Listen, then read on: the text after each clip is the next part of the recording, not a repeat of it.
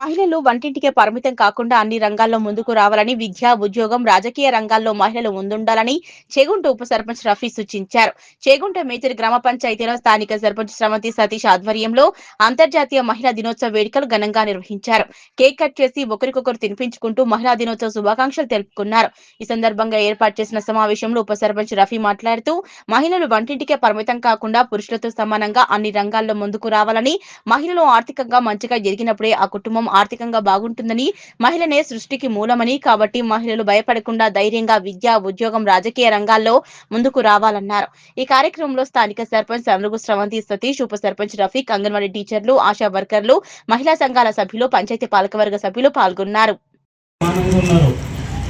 ప్రభుత్వ ఉద్యోగులారా, రాజకీయాలారా, మరియు సైనికులుగా ఉన్న ఫైర్ డిపార్ట్మెంట్, అన్ని డిపార్ట్మెంట్ల భయం లేకుండా సమస్యలను పరిష్కరించుకుంటా తమ విధులను నిర్వహిస్తున్నారు.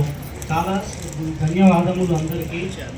మరియు మహిళ అంటే ఒక బాబుకి సగం బడి, తల్లి ఒడి ఒక బడి, మరియు బడి అక్కడ కూడా గురువులు ఉంటారు, వాళ్ళు కూడా విద్యా బోధన చేస్తారు.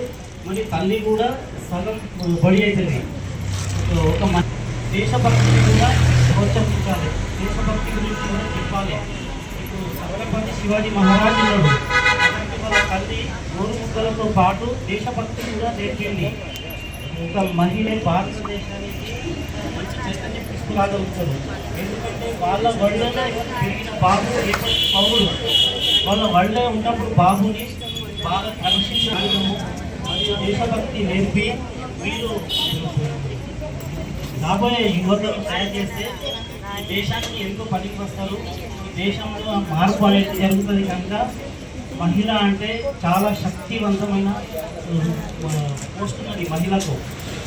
చాలా శక్తివంతరాలు మహిళ అంటే. మహిళ కలుసుకుంటే తన ఒళ్ళో ఉన్నప్పుడే బాబుని క్రమశిక్షణ కూడా దేశానికి పనికొచ్చే విధంగా తయారు చేయగలుగుతుంది.